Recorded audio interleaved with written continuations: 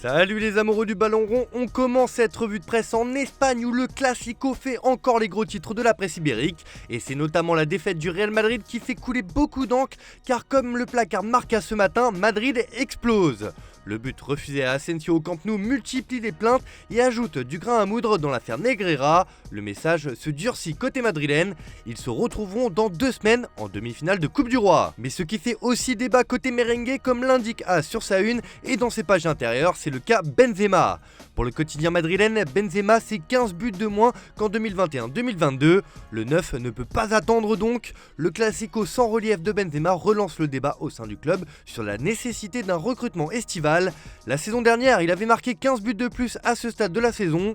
Le plan, un attaquant de transition est recherché jusqu'en 2024, date à laquelle la direction madrilène optera pour Haaland ou Mbappé. Côté FC Barcelone, c'est l'euphorie depuis dimanche soir et les journaux catalans ne veulent pas redescendre de leur nuage à l'image de Sport qui lâche cette superbe une. C'est comme ça qu'on gagne la Liga.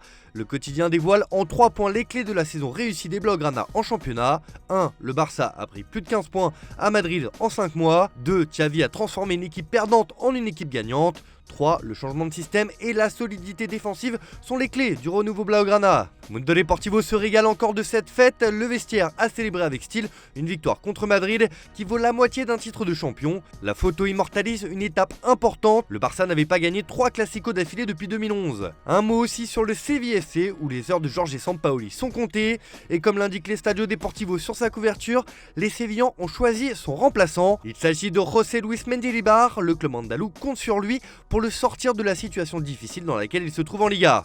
On file en Angleterre où là aussi un coach ne devrait pas faire de vieux os sur un banc, celui de Tottenham.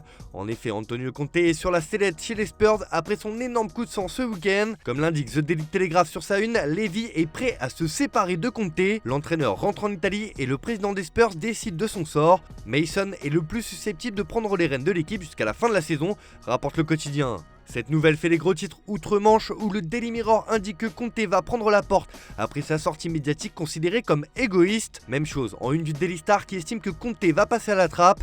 L'histoire entre l'entraîneur italien et les Spurs semble donc toucher à sa fin. Direction l'Italie les amis où c'est le retour au premier plan de la Juventus.